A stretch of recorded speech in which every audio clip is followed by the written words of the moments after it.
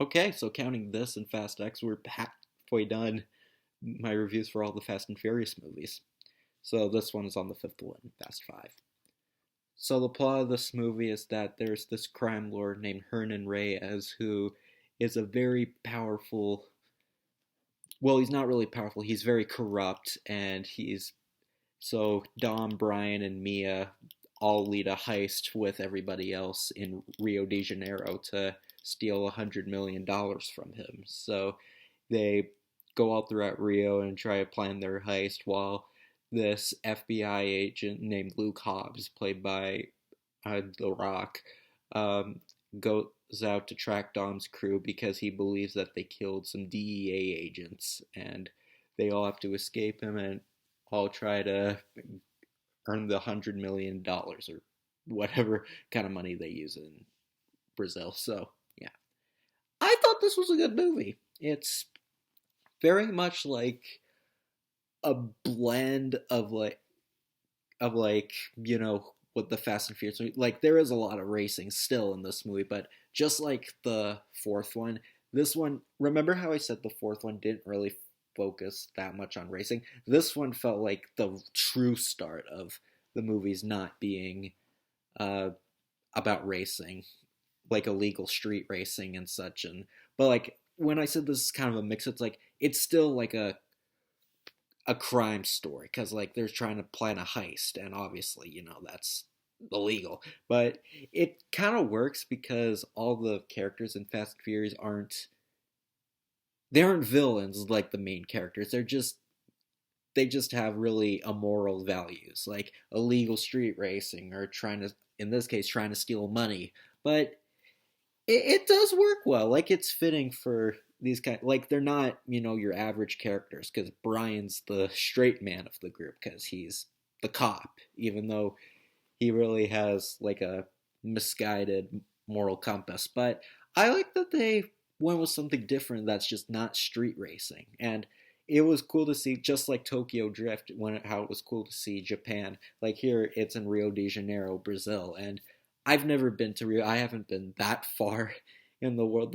Well, I did go to Italy in May. I don't know how far Brazil and Italy are from each other, but I really liked the location there. Like it looked very amazing, and it made for some good action. Like there's still you still get a lot of good chase scenes with the cars and such. So at least that's still good. They didn't get rid of that.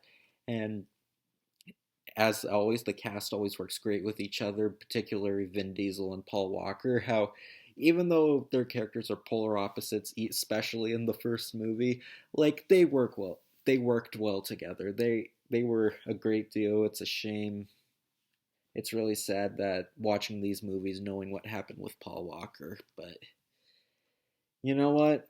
At least you could say, at least it seems like everybody, when these movies were made, looked like they loved working with it and having fun. And like I said, The Rock as a villain, I mean, he doesn't often play villain. I guess he was Black Adam last year, but aside from that, he was, or Get Smart even, actually. He was a villain in that. I guess he has more villain roles than I thought, but yeah, he's okay. He's not like a villain really, but he's really against Dom and his team. So like they really have a feud with each other. So that kind of makes them like kind of like a tough, like kind of intimidating character. But like I like he's still always great to see. Like I know everyone's tired of The Rock being in every movie ever, but me, I don't get tired of him. I think he's very likable, and I always like usually whenever he's in a movie, I go see it. So, and this movie's about likable, tough people, so I think The Rock made a great addition to this franchise, and I think he was he was fun seeing him and Vin Diesel particularly. They're a duo that actually work really well together when you really think about it, because they kind of make similar movies, particularly earlier in Vin Diesel's in The Rock's career. He kind of made similar, those action popcorn flicks compared like that The Rock does.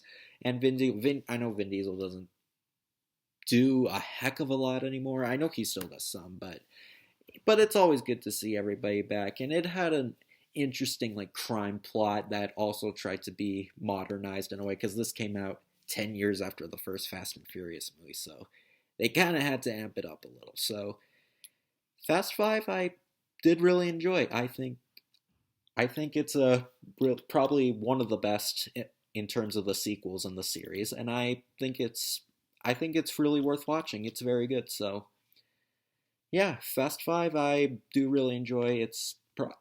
Like I said, it's definitely worth checking out if you want to see the series, because this one is definitely a fun watch. So yeah, halfway done reviewing these movies. So yeah, it's been fun so far. So see you when I review the next one. So catch you later.